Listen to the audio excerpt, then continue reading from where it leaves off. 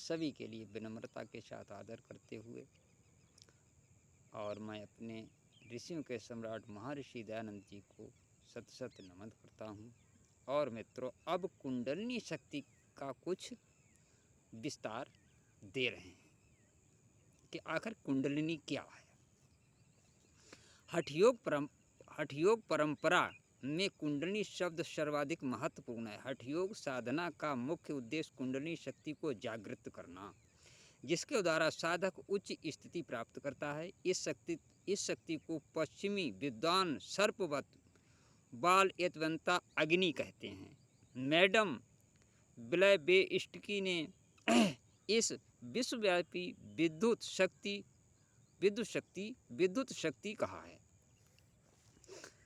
अर्थात कुंडलिनी सर्पाकार या बलयावंता शक्ति कही जाती है, क्योंकि इसकी गति बलयाकार सर्प की सी है।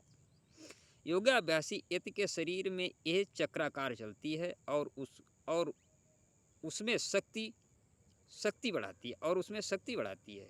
और ये वैद्युत अग्निमय गुप्त शक्ति, यह प्राक्तन शक्ति है जो सेंद्रिय और निरेंद्रिय स्पष्ट पदार्थ मात्र के मूल में है। यह शक्ति जागृत होने पर मूलाधार चक्र में प्रत्येक चक्र का भेदन करके सहस्रार चक्र में पहुंचकर शिव से मिलती है। ये स्थिति प्राप्त करके योगी धन्य हो जाता है। तब सहस्रार पूर्ण रूप से जागृत हो उठता है। तब देहाभिमानी आत्मा में चाहे वो देह से अपने आप को खींच लेने और चाहे जब देह में लौट आने की शक्ति आ जाती है। यह सब करते हुए चित्त में चैतन्य बना रहता है। कुंडलिनी शब्द के पर्यायवाची के रूप में कुटिलांगिनी, कुंडलिनी, भुजंगिनी, शक्ति, ईश्वरी, कुंडलिनी, अरुंधति आदि शब्दों का प्रयोग भी किया गया। घेरंड संहिता में ऐसा ही वर्णन किया गया है कि मूलाधार चक्र में 3.5 लपेट लगाए सर्पणी रूपी शक्ति सुषुप्ता अवस्था में विद्यमान है। जब तक वो सोई हुई रहती है तब तक व्यक्ति को ज्ञान नहीं होता और वो पशु की तरह रहता है। चाहे वो कितना भी अभ्यास कर ले, उसे ज्ञान नहीं होता, जिसके अभाव में मोक्ष की स्थिति प्राप्त नहीं की जा सकती है। जिस तरह पर्वत, वन, सागर आदि सहित पृथ्वी का आधार शेषनाग है, वैसे ही सब योग यंत्रों का आधार कुंडलिनी शक्ति है। कुंडलिनी शक्ति का इसका स्थान मूलाधार चक्र में कहा गया है। मूला आधारे आत्मशक्त्या कुंडली पर देवता। हठयोग प्रदीपिका में कंध से ऊपर और उपस्थ के नीचे कुंडलिनी का स्थान कहा गया है। योग याज बल्क में भी कहा गया है कि मूलाधार चक्र के ऊपर नाभि के पास इसका स्थान है। कुंडलिनी शक्ति का आकार के संबंध में भक्त सागर में लिखा गया है।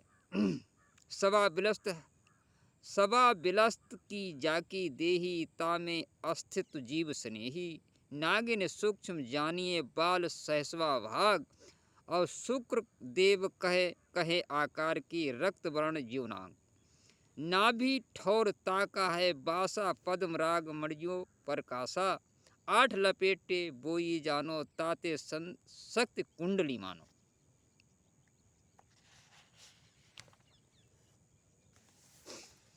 अर्थात सवा बिलस्त लगभग 1 फुट लंबी बाल के 1000वें भाग के बराबर नागिन की तरह ये अत्यंत सूक्ष्म लाल रंग की है। पद्मराग मणि की तरह रक्तम प्रकाश युक्त कुंडली 8 लपेटे देकर नाभि स्थान में सुषुप्त अवस्था में स्थित है।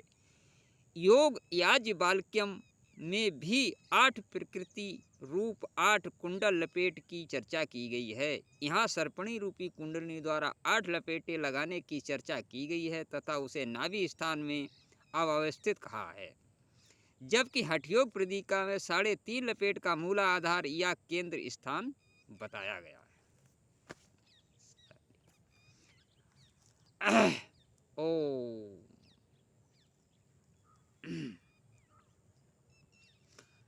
अब कुंडली का जागरण। कुंडली जागरण के लिए विभिन्न उपायों की चर्चा प्राप्त होती है। स्वामी सत्यानंद कुंडली योग में निम्नलिखित उपायों का वर्णन करते हैं। नंबर 1 जन्म जात कुंडलिनी जागरण। नंबर 3 तपस्या द्वारा जागरण। नंबर 1 जन्मजात कुंडलिनी जागरण। नंबर 2 मंत्र द्वारा जागरण। नंबर 3 तपस्या द्वारा जागरण। नंबर 4 जड़ी बूटियों द्वारा जागरण। नंबर 5 राजयोग साधना द्वारा जागरण। नंबर 6 प्राणायाम द्वारा जागरण। नंबर 7 क्रिया योग द्वारा जागरण। नंबर 8 तंत्रिका दीक्षा द्वारा जागरण। नंबर 9 शक्तिपात द्वारा जागरण।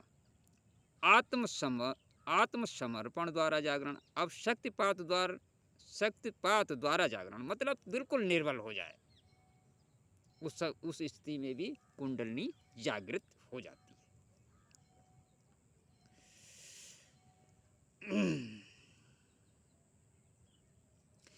इन उपायों में जन्मजात कुंडलिनी जागरण पूर्व जन्म की साधना के संस्कारों से होता है। शक्तिपात द्वारा जागरण गुरु की इच्छा पर निर्भर होता है। शेष उपायों का आश्रय लेकर साधक स्वयं परिश्रम करता। इनमें भी प्राणायाम द्वारा शक्ति जागरण हठयोग द्वारा प्रतिपादित सिद्धांत है।